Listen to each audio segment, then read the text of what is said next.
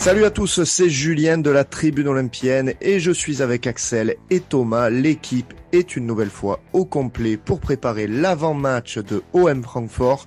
Alors les amis, comment ça va? Est-ce que vous êtes prêts à retrouver la petite musique de la Ligue des Champions? Elle est pas mal. On est chaud. Oui, allez. Elle est pas mal cette petite musique, la Ligue des Champions, le match. Petite musique, oui. Ça te met toujours un peu dans l'ambiance, tu sais. Attention. Quand tu es à la télé, tu l'entends bien, tu as les frissons quand même, hein. Tu te dis ça y est. Surtout que là, on a de l'enjeu, donc on va enfin pouvoir en profiter. Parce que bon, après cette défaite à Lens, il va falloir reprendre une marche en avant, il va falloir retrouver une dynamique victorieuse, d'autant qu'on va en reparler. On a l'occasion de se qualifier pour les huitièmes de finale dès ce match. Et oui. C'est pas. Si ça tourne bien, oui, ça peut arriver. Et du coup, ça peut se faire. Ça peut changer pas mal de choses d'ailleurs. Et ouais. Donc on va préparer ce match comme à notre habitude en rappelant les absents, les principaux absents de chaque côté du terrain, côté OM et côté Francfort. On va ensuite décortiquer le style de jeu de notre adversaire. Alors on l'a déjà fait un petit peu au match aller, on va revenir sur les nouveautés en fait en quelque sorte. On va reparler de qu'est-ce qui s'est joué entre-temps, l'état de forme notamment de notre adversaire. Ensuite, on donnera le 11 que l'on aimerait voir. On rappellera le 11 du match aller. À partir de celui-ci, on déterminera le 11 que l'on aimerait voir. Les clés de ce match, nos attentes. On partira sur une grosse question aussi en fin d'émission qui est Igor Tudor. Est-il sous pression? Est-il déjà sous pression en quelque sorte? Et on terminera par donner notre tendance du match, notre pronostic comme d'habitude. Ça vous va les mecs pour le programme? Allez, c'est parti. On est chaud. Allez, c'est parti. Donc, au niveau des groupes, on a Bailly et Kolasinac qui sont incertains. Alors, Bailly, il est plus qu'incertain. Kolasinac, on va avoir sûrement des infos à la J'ai vu, apparemment, il aurait rechuté de sa blessure sur le contact avec Fofana. Donc, à mon avis, il sera pas là. Je les ai mis incertains, mais parce qu'en fait, on n'a pas encore trop d'infos. Mais à mon avis, il y a très peu de chances qu'il soit là pour le match de mercredi, ouais. Ouais, donc on est reparti pour voir une défense un peu bricolage comme on l'a vu face à Lens, avec Mbemba et avec Balerdi évidemment, les deux seuls qui tiennent la route en fait depuis le début de saison. Et mais le retour de Gigot a priori. Donc heureusement, oui, après il était suspendu, voilà, donc pas blessé, il devrait revenir. Et pour le coup, c'est quand même un retour important. Après, c'est sûr que à voir un peu parce qu'il avait perdu sa place récemment. Donc je sais pas, c'est vrai que moi je l'avais trouvé pas extraordinaire ces derniers temps. Ça va être un gros match pour lui, je pense. Il y avait une belle baisse de régime pour Gigot sur les derniers matchs qu'il a pu jouer. Vous y croyez un peu à Gigot là, un peu solide, un peu non? Ouais, il a jamais été très mauvais, mais bon, de temps en temps, il fait un peu des couilles, quoi. Hein.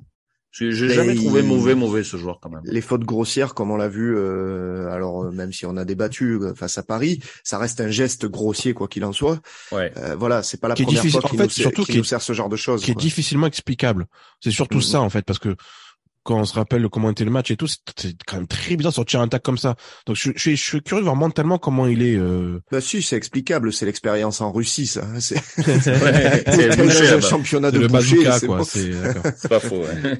Non mais voilà, c'est vrai que après ça sera un test, je pense pour lui parce que c'est un bon test parce que Francfort ils ont une belle attaque, mais c'est pas non plus le Paris Saint-Germain. Non, c'est pas.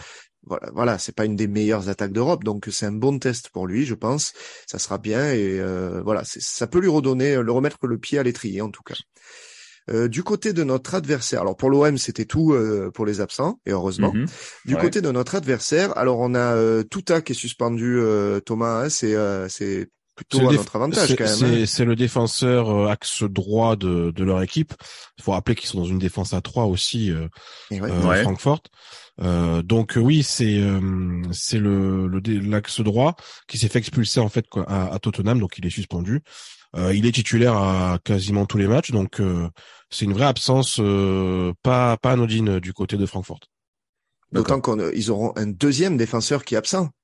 Oui, il y a un deuxième défenseur qui est absent, c'est Azebe, le japonais, donc lui qui a plutôt le rôle en fait de d'axe un peu libéraux, tu vois. Bon, même si c'est pas tout à fait le même style qu'un Balerdi par exemple. Lui, il est blessé. En tout cas, il a pas joué les 3-4 derniers matchs. Alors j'ai essayé de gratter, essayer de voir un peu les infos du groupe, notamment de Francfort. J'ai pas forcément vu grand-chose. J'ai quand même l'impression qu'il devrait pas être là. Tout comme d'ailleurs Knof, qui est le piston gauche. Qui est un piston gauche, mais un joueur très offensif. Ouais. C'est plus un ailier de base d'ailleurs. Il est très très bon. C'est un jeune joueur qui est suivi notamment par de gros clubs anglais. Lui aussi, il est blessé depuis quelques matchs. Donc ça peut être vraiment très intéressant ces absences là du côté de Francfort. Ouais, il y a des coups à faire, hein. Qu'est-ce que tu en penses, Axel? Une défense amoindrie comme ça peut être pas mal pour nous, parce qu'on y va quand même avec l'objectif de prendre des points et de voir les 3 points. Je trouve qu'on n'a pas tant de pression que ça sur ce match, au final. Parce que quand tu regardes le classement, tu vois que Tottenham, ils reçoivent le Sporting. On a tout à gagner là-bas. On a tout à gagner. Si on gagne, ça peut être exceptionnel, une opération formidable.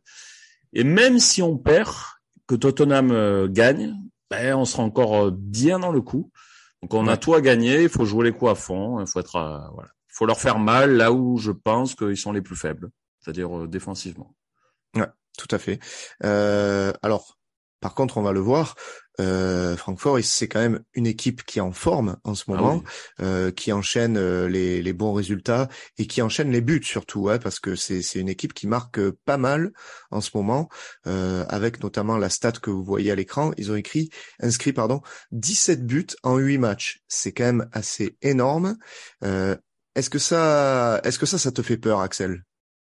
Clairement, oui. Leur attaque me fait peur. Hein. Ils ont balayé le Bayern Leverkusen 5-1.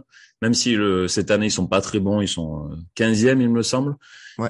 Ils ont battu Mönchengladbach 3-1. Donc, franchement, en ce moment, ils commencent vraiment à remonter la pente. Ils sont sur 3 victoires d'affilée, en pleine forme, donc, pendant que nous, on a perdu nos 3 derniers matchs en championnat. Donc voilà, c'est un peu destin croisé en ce moment. Et voilà, leur attaque me fait mal.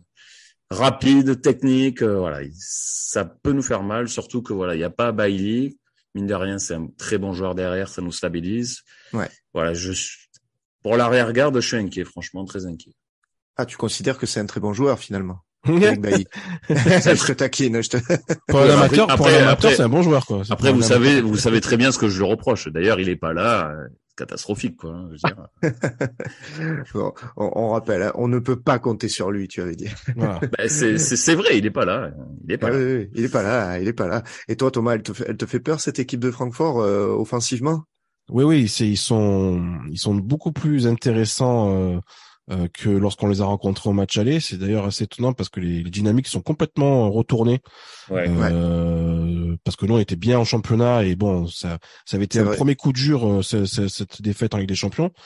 Alors que eux ils étaient dans le mal, hein, ils ont eu un début de saison très compliqué et puis là pour le match retour ça a complètement changé. Donc on espère faire la surprise là-bas déjà parce que je considérais que ça serait une surprise aujourd'hui, hein. Le fait de gagner là-bas, hein. Je ne le considère pas forcément comme favori aujourd'hui. D'accord. Donc voilà. Et pour en revenir à l'attaque, oui, parce que ils ont des joueurs aujourd'hui qui sont plutôt bons. Il suffit de voir Kolo Muani qui a été appelé en équipe de France. Voilà, c'est pas pour rien, hein. Même s'il y avait beaucoup d'absents effectivement avec le rassemblement de l'équipe de France, mais c'était quand même une solution, tu vois, dans la hiérarchie, on va dire, il est dans le top 10 des attaquants français. Donc c'est pas dégueu. Et puis il y a Mario Götze qui revient complètement cette saison après beaucoup de blessures, qui a joué quasiment tous les matchs. Ouais. Un vrai bon joueur. Ils ont aussi le buteur du match aller, Lillestrøm, qui est très fort, qui est un très très bon joueur lui aussi, pas forcément hyper connu. On en parle pas beaucoup, mais c'est un très bon joueur. Le trio, en fait, leur trio fonctionne super bien. Donc et puis même sur le banc, ils ont même des solutions avec notamment Alario qui est un vrai bon attaquant aussi. Donc voilà, ça va être très très compliqué. Je pense que défensivement, on peut se poser deux trois questions quand même parce que Balerdi me convainc pas tout le temps.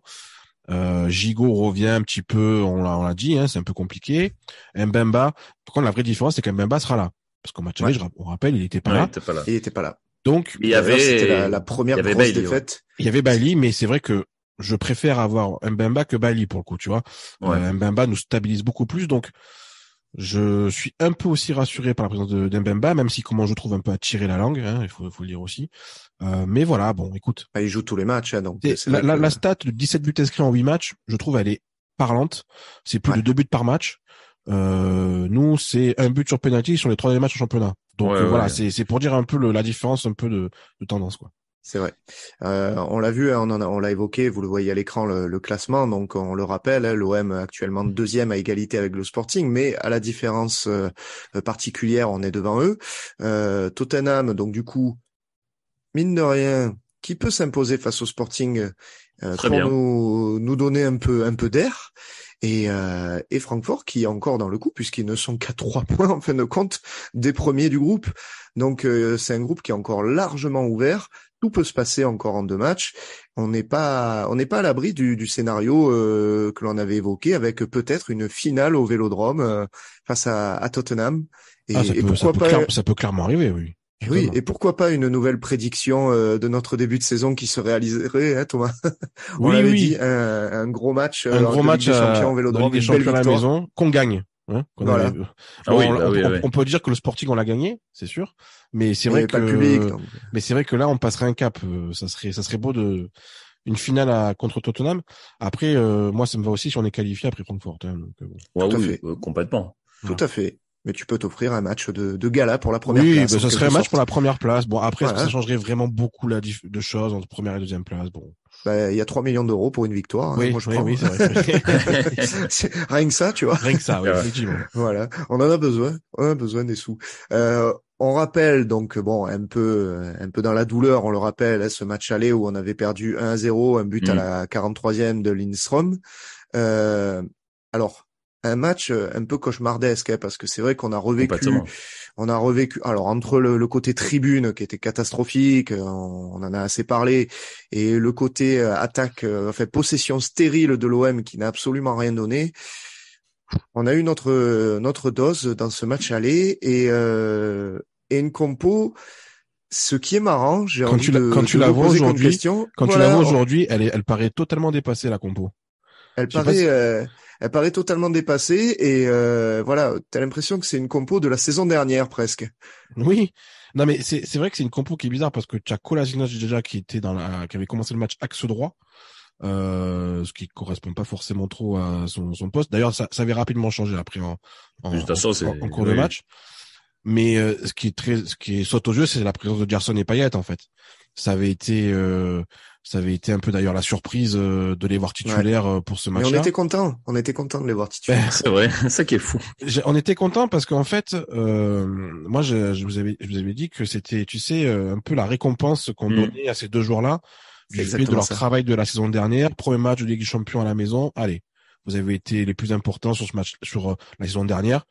Et tu as vu qu'il en a parlé, Payet, hein? Il en a parlé. Il en a parlé. Il a donné une interview à Smaïl Bouabdella là de Amazon Prime en disant donc il était dans une bagnole, je sais pas quoi, et il lui a dit c'est vrai que il lui pose la question, il lui dit ça fait mal de pas trop jouer et tout. Il lui dit bah oui et il lui dit justement c'est vrai que en tant que participant à ceux qui ont qualifié le club en Ligue des Champions, ben voilà forcément t'espères les jouer ces matchs de Ligue des Champions et ça fait mal au cœur d'être sur le banc quoi. Et c'est vrai que tu vois. On sent que ça compte hein, malgré tout ce que tu disais, le fait de les récompenser, ça compte hein, dans la tête d'un joueur. Oui, mais bon, ça c'est pour les petits clubs, hein, ce genre de choses. Tu es en Ligue des Champions, tu as l'une des meilleures. Je suis désolé si tu as pas le niveau, non mais bien sûr, au moment du match, c'est pas si tranché qu'actuellement. C'est-à-dire qu'au moment du match, tu te dis bon, Gerson Payet, allez, même si c'est un peu compliqué en début de saison. Mais là, ça serait une grosse surprise de les voir titulaires, même si pourquoi pas ils seront titulaires, hein. Vous verrez dans mon 11, mais en tout cas je trouve que c'est ça qui saute aux yeux et bon, c'est sinon pour le reste après tu vois la ligne de 4 là, les Tavares, Veretout, Rongier, Klose, elle était déjà là hein. Donc c'est vrai. Ça serait peut-être une surprise de les voir encore alignés pour ce match-là, pour le match retour mais on verra. Oui, parce qu'on le rappelle, on attend quand même un minimum de changement de la part d'Igor Tudor. Après, à voir s'il va nous le servir ou pas, mais moi j'y crois moyen, hein, pour le coup. Il y aura, je pense, aucun changement. on va en reparler après, mais la compo de notre adversaire au match aller, alors on l'a évoqué, ce fameux trident en attaque qui est dangereux et qui va être encore là, mais par contre on en a parlé au tout début, 3 titulaires du match aller qui sont absents.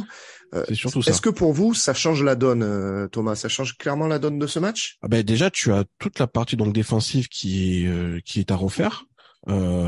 Tuta et ACB, c'est quand même des éléments importants. Knof rendait quand même bien service en tant que piston gauche. Alors après, ils ont des solutions de remplacement, ça ok, mais je trouve qu'en qualité, ils vont y perdre. Donc voilà, je trouve que pour moi, ce qui va changer, c'est peut-être offensivement, on va quand même faire face à une défense allemande peut-être un peu moins costaud, parce que j'avais trouvé quand même que défensivement, ils avaient été vraiment bien organisés contre nous. Alors même si nous on a eu des occasions. On a eu des occasions, mais j'avais trouvé. Est-ce que c'est pas nous qui étions quand même en dessous?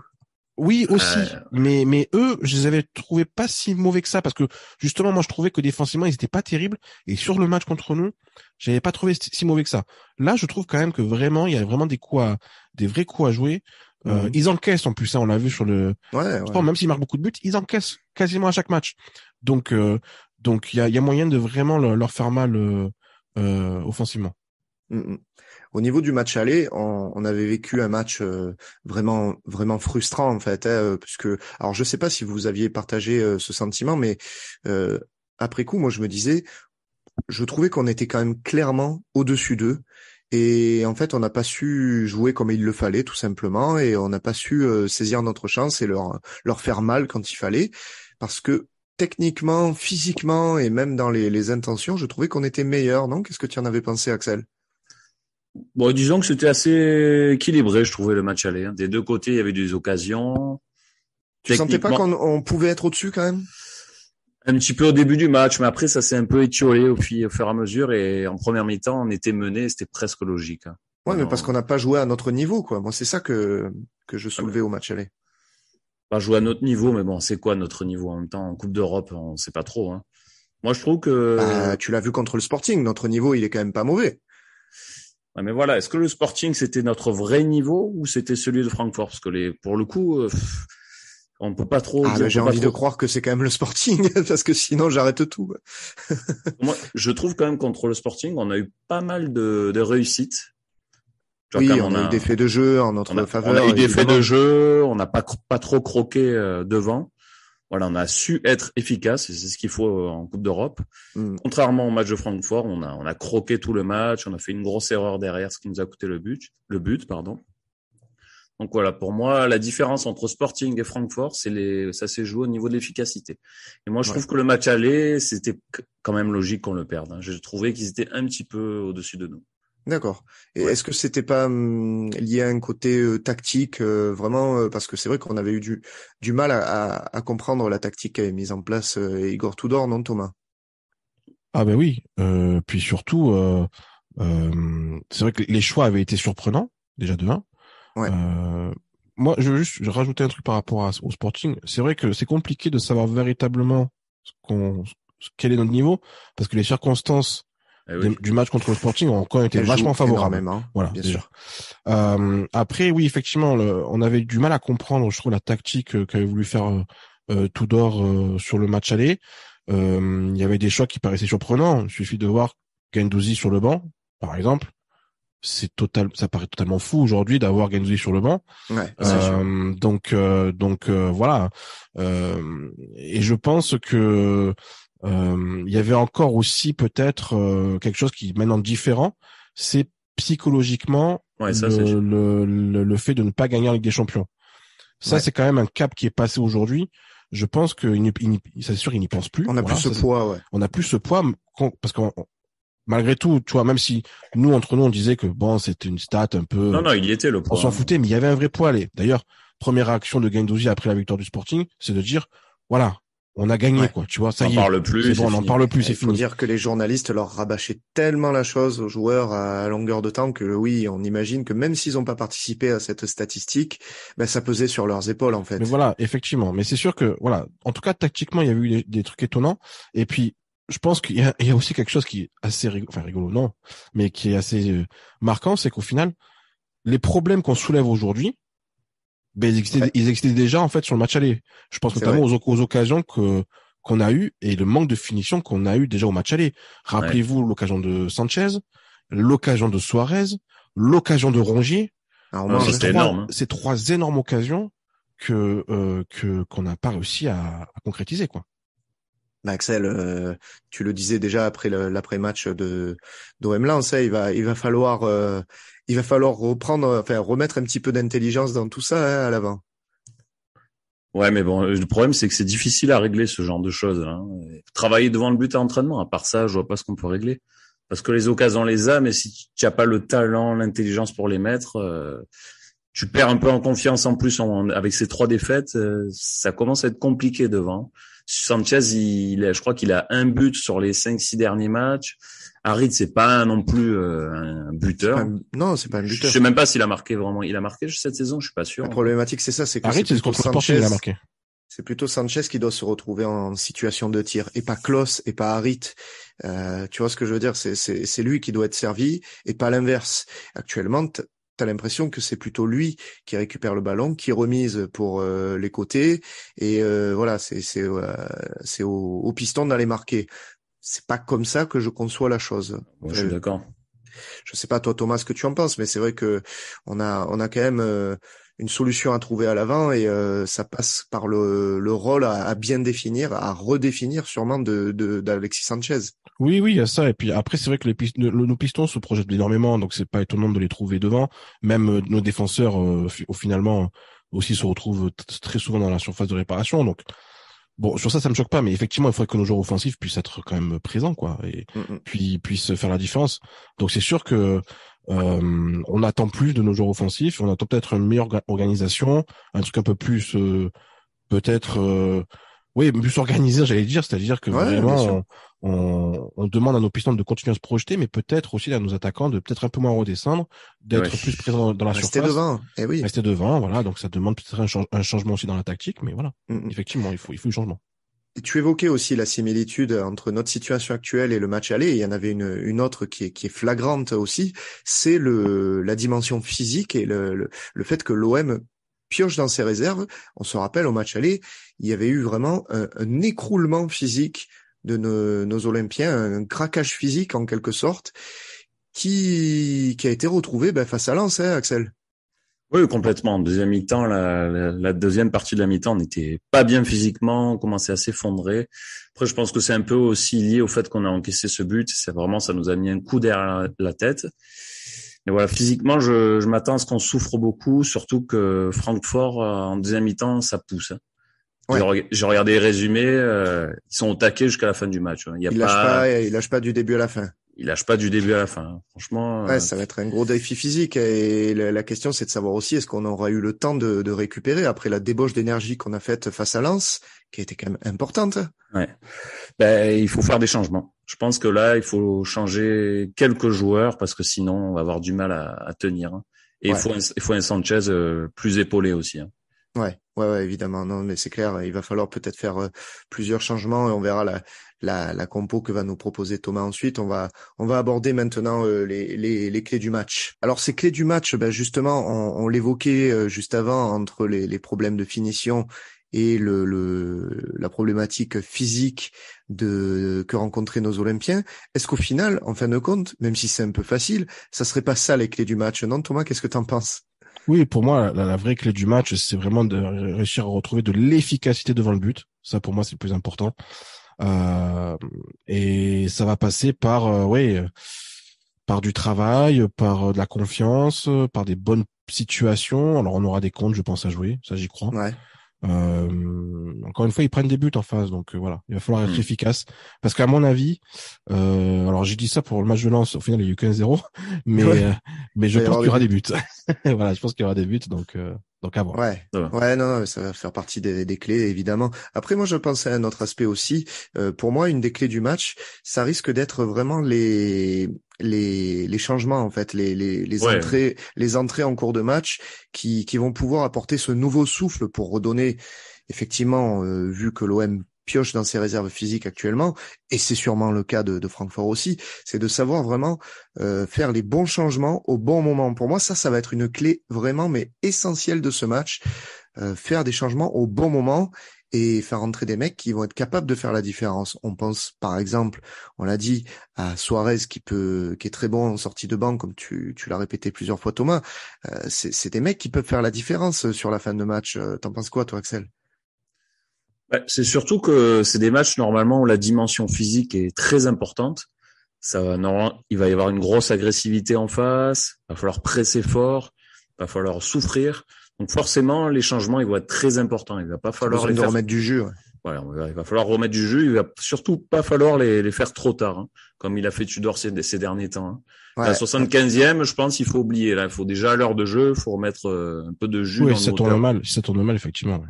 Ça peut être une de nos attentes, puisqu'on va basculer sur ça, mais c'est vrai que revoir des changements, un coaching en tout cas un peu plus judicieux et en tout cas beaucoup plus tôt dans le match, ça peut faire partie de nos attentes. Non? Qu'est-ce que tu en penses, Thomas? Toi, il y a penses que ça peut jouer dans ce match quand même, ce genre de... Il y a ça, c'est-à-dire je veux revoir un Tudor qui reprenne des risques dans le coaching parce qu'il a fait déjà. Au début de saison, c'était très très efficace. Risqué, même, et puis c'était bien, c'était souvent bien senti. Bon, il y a toujours son histoire du trio offensif qui change, là ça me gonfle, mais bon voilà. Après moi, l'attente elle est plus, on va dire psychologique, pardon, c'est-à-dire de dire il y en a une revanche à prendre. Voilà. On a une revanche à prendre. Ouais. Je veux voir une équipe de revanchards, quoi. C'est-à-dire vraiment des mecs qui ont faim sur le terrain, qui vont rien lâcher, qui vont aller à l'impact parce qu'il y aura de l'impact. Ça reste une équipe allemande qui est joueuse, donc il faut leur mettre aussi de l'impact physique. Et je veux voir un vrai état d'esprit de revanchard. Et tu vois, c'est peut-être quelque chose qui a un peu manqué pendant le match contre Paris avec la rivalité, etc. Tu vois, j'ai pas trouvé non plus non, c'était ce côté c'était un peu insipide.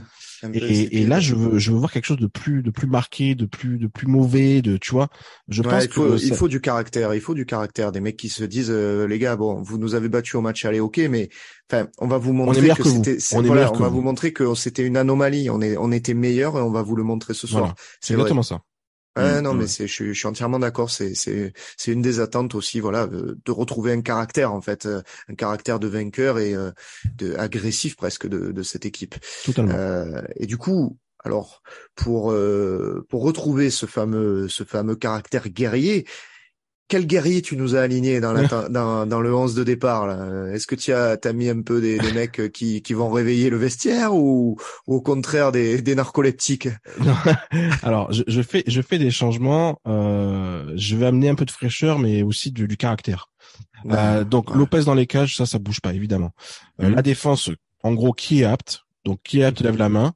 Mbemba, Balerdi, Gigot. Voilà, vous êtes apte. Vous avez 2 jambes, 2 bras, vous jouez. Ensuite, bon les comment dire les pistons. Là, je vais pas faire de surprise. Klaus Tavares, parce que il y a eu du mieux face à Lens quand même. Donc j'ai aimé le mieux que j'ai vu. Donc allez-y les gars, c'est votre match. Là où je commence à faire des surprises, c'est le milieu que j'aligne. Et en fait, moi je réaligne en fait un milieu qu'on a beaucoup vu l'année dernière. Un duo qui fonctionnait très très bien. Moi, j'aligne le milieu Guendouzi-Gerson. Oui. J'aimerais beaucoup voir Gerson sur ce match-là. Pour moi, ça peut être la surprise de la composition d'équipe, parce que pour le coup, ça serait vraiment une surprise de le voir titulaire. Et je voudrais le voir à son poste. Voilà. Pour moi, son poste a toujours été un poste de numéro 8. Il doit jouer à ce poste-là. Et l'accompagner d'un Guendouzi, il faut arrêter de le mettre dans le trio offensif maintenant, Guendouzi. Ouais. Mais oui, je suis d'accord. Mettons-le à son riposte. Alors, je sacrifie Rongier sur ce match-là. Pourquoi? Parce que je pense que nos milieux vont devoir aussi amener autre chose que purement de la défense. Ouais. Et ça, Rongier sait pas le faire. Voilà. Et puis il a besoin de souffler aussi, Rongier. Voilà. Après, c'est un gros match, donc c'est compliqué de lui faire dire qu'il faut qu'il souffle pour un match de Ligue des Champions, mais c'est pas grave. Là, Gendouzi Gerson, je pense que ça peut être très complémentaire. On l'a déjà vu l'année dernière. C'est pas mal. Puis c'est du caractère, quoi. Voilà, c'est du caractère. C'est un match de Ligue des Champions. Donc voilà. Alors, le trio du caractère pour le. À mon sens, tu alignes pour le coup vraiment un guerrier et un narcoleptique. Oui, si tu veux. Après, c'est ma vision de Gerson. Et devant, alors, je mets en gros des idées et un revenant. On en a parlé lors du match contre Lens. Verretou, je le verrais bien dans le trio offensif beaucoup plus haut. Oui, à son poste en Italie, comme il joue à la Roma. Et il jouait pas forcément hyper haut comme ça, mais il peut le faire. Donc je l'aligne, je le mets à ce poste un peu de milieu offensif, capable de redescendre dans le milieu à 2 aussi pour venir aider. Et puis de gratter des ballons un peu haut aussi. Je recule Sanchez. Donc je le mets pas en poste numéro 9, je le recule, un poste de 9,5, capable de tourner autour d'un attaquant. Là où je fais une surprise et je relance un mec dont on parle plus beaucoup, mais qui pour moi montre quand même du caractère et surtout est très bon dans le pressing, je remets Luis Suarez. D'accord. Je mets Luis Suarez devant en numéro 9. Je vais pas Bamba Dieng parce que moi je le sanctionne par rapport à ses entrées qu'il a fait. Pour moi, il m'a rien montré. Notamment contre Lens, c'était catastrophique. Donc je vois pas pourquoi. De toute façon, Dieng il est pas qualifié. Oui, en plus Dieng est pas qualifié. Bonne remarque. On va pas refaire la même erreur. Non, c'est vrai, Dieng est pas qualifié. Oui. Donc du coup, c'est vrai que on a pas forcément trop le choix non plus, en même temps, tu vois. Oui, c'est vrai. Sur le poste numéro 9, mais j'ai envie d'avoir un Sanchez accompagné d'un vrai attaquant. Et je pense que Suarez, sur un match comme ça, à l'extérieur, il peut faire des différences, il peut faire chier la défense qui sera une défense inexpérimentée en face. Donc voilà. J'opte pour ce 11 qui peut-être surprenant mais je trouve qu'il apporte du caractère, encore une fois, de l'énergie, il y a du souffle, un peu de souffle nouveau, et un petit changement tactique, tu vois, le Verretou un peu plus haut, je serais très curieux de voir ça. Ouais. Qu'est-ce que t'en penses de cette compo, Axel? Est-ce qu'elle apporte suffisamment de caractère et est-ce qu'elle peut surprendre Francfort surtout? Ben écoute, elle est pas mal, parce que moi j'avais en tête, après j'imagine bien qu'il va pas le faire, c'était la défense à 4 pour mettre un milieu supplémentaire qui aurait été Gerson. Donc tu vois, au final j'étais un peu dans le même état d'esprit. Un petit peu. Ouais. Mais je verrais tout haut comme ça, Gerson un peu devant la défense. Je pense s'il fait quelque chose, Tudor, ça sera plutôt l'inverse. Ça sera l'inverse, oui, je pense aussi. Évidemment, ça sera l'inverse. Mais dans l'idée, c'est pas mal parce que Verretou, de ce que j'en ai vu un peu plus haut, écoute, il a plus apporté que ce qu'il faisait. Franchement, c'était plutôt pas mal. Et l'idée de mettre un vrai numéro 9 Suarez, je suis totalement pour. Moi, je veux un 9 devant, je veux Sanchez derrière qui l'alimente. Après, la question Harit sur le banc, je sais pas. Il apportera, il rentrera, tu vois, il rentre à la 60e, il apportera sur 30 minutes, tu vois. Parce que Suarez, pour moi, il a une durée de vie de 60 minutes, tu vois. Pour anticiper aussi tes changements, avec ton 11 de départ, c'est clair. Oui, puis ça serait assez surprenant aussi, je pense, pour Francfort, une compo de ce style. Donc, et la surprise, c'est quand même important, parce que Paris, regarde, ils nous ont surpris, ça nous a emmerdés, voilà, donc, Il faut les bousculer, faut les bousculer, surtout que nous, on est plus surprenant, en fait, depuis quelques matchs. Nos adversaires, ils savent très bien à quoi s'attendre, ils connaissent très bien le 11 de départ. Il faut apporter de la nouveauté, en fait, t'as pas le choix, et ça va faire partie des choix que va devoir faire Igor Tudor, parce que après cette série, cette mauvaise série en Ligue 1, est-ce que vous considérez que Igor Tudor est sous pression actuellement, Thomas? Tu penses que il commence à ressentir un petit peu la pression? Et ça peut commencer quand même, Ça peut commencer parce que Longoria, il peut commencer à gueuler, non? Il peut commencer un peu, alors peut-être pas Longoria, mais après, alors je sais pas à quel point il regarde la presse, il lit un peu ce qui se dit sur lui. Je pense, à mon avis, pas des masses.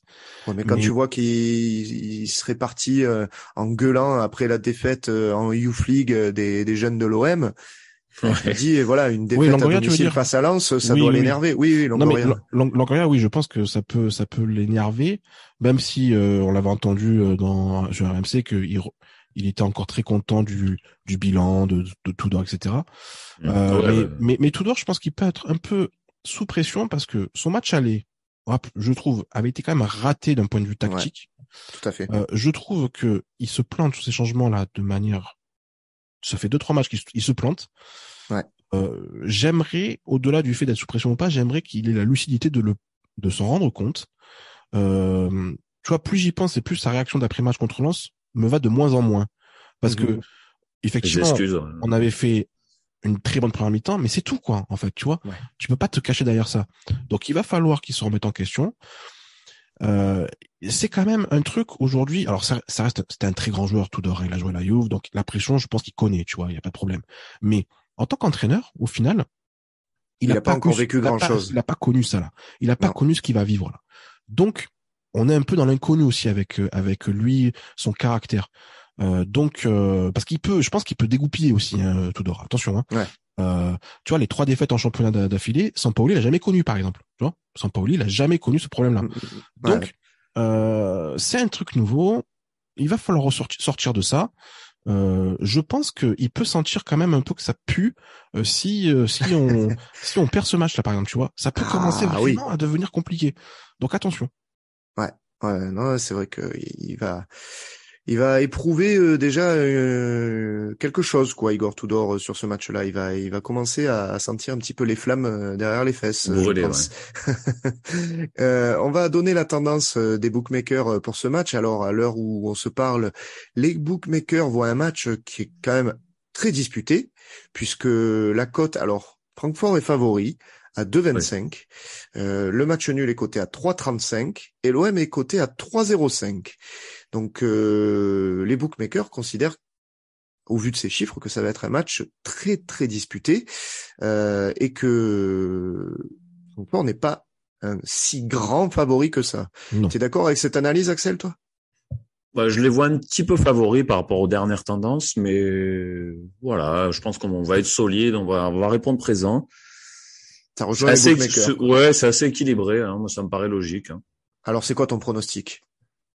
Un partout. Match nul. Partout.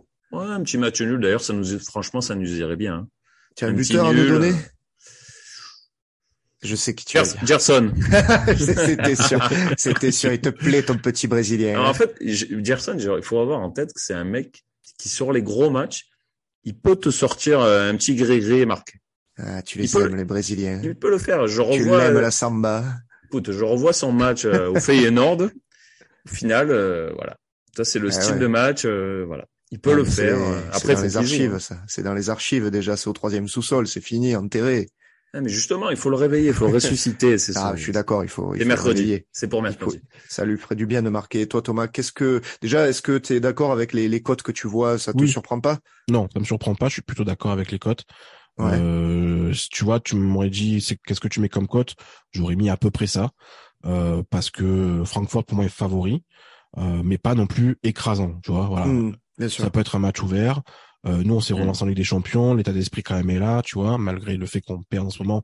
Je crois que l'état d'esprit est encore là. Donc voilà. Après, pour mon prono,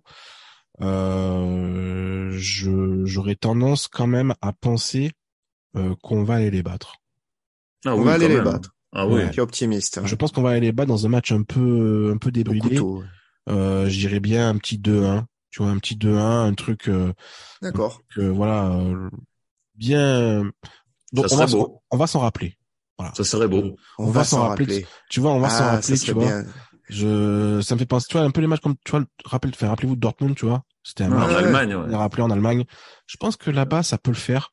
Il y a moyen d'y arriver. Si en plus tu rajoutes ça, un petit alignement des planètes et une victoire de Tottenham, c'est sûr qu'on s'en rappellerait. Hein, on s'en rappellerait de cette qualif. Pour le coup, j'y crois moins.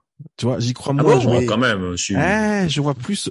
Mais dans tous les cas, l'histoire, elle serait belle, tu vois, si tu arrives à te qualifier après avoir été dernier de ton groupe au bout de 2 journées avec 2 défaites. Ça serait génial. Hein. Ça serait vraiment. Ça serait un très bel exploit. Non, ce serait un très bel exploit. Ouais, et en termes de buteurs, même si tu me l'as pas demandé, je vais quand même te les donner. Pardon. Excuse-moi. En termes de buteurs, je vais te dire, je vois le but de Mbemba. Ah oui, de la tête. De la tête, c'est le truc. Lui aussi, tu le répétais à chaque fois. Sur corner, tu vois, le corner de Verretou, la tête d'Mbemba ou un truc comme ça, tu vois. Et je vois un petit Guendouzi. Guendouzi à son poste, qui va rayonner, il va nous envoyer une frappasse de 25 mètres, un truc sympa. D'accord. Et toi très bien.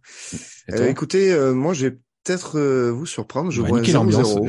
Un 0-0 des putain. familles. Non, parce qu'en fait, tout simplement, on est inefficace en attaque. Pour moi, on ne sait pas marquer, donc. Ah bah ça c'est sûr. Et je nous vois mal mettre 2 buts à Francfort. Après, pourquoi pas, hein, parce que, mais bon. Voilà, tu vois, on n'a pas su le faire face à une défense amoindrie des Lensois, on n'a pas su le faire face à une défense remaniée du PSG. Bon, si ça reste le PSG, j'ai du mal à nous voir marquer. Par contre, je nous vois solide derrière. Donc, je me dis, 0-0. un 0-0, but de l'arbitre, ça peut le faire. Mais ça, en tout cas, ça peut. Je pense que s'il y a 0-0 à la 70e, par exemple, On se pose la question. je suis pas persuadé qu'on va y aller. Tu vois, on se dise, ouais, il faut absolument la victoire. Je pense que le match nul, ça peut aussi être. Il serait rassurant. Ça peut être un bon résultat. Ça peut être un bon résultat aussi. Donc effectivement, ça peut arriver. Vous nous direz dans les commentaires ce que vous voyez comme score. Donnez-nous votre pronostic et allez-y, mouillez-vous un petit peu comme nous. Là, essayez de nous donner des buteurs et un petit score que vous voyez pour ce Francfort OM. Les amis, je vous remercie pour cet avant-match. On va terminer cette émission sur cette note d'espoir de match nul ou de victoire, on verra bien. On se dit donc rendez-vous très vite pour l'après-match de Francfort OM avec, on l'espère, un OM qualifié en 8e de finale. Il faut y croire. Il faut le faire. Ce serait beau. Merci les mecs en tous les cas et on se dit à très vite. Allez, ciao la team. Ciao. Ciao tout le monde.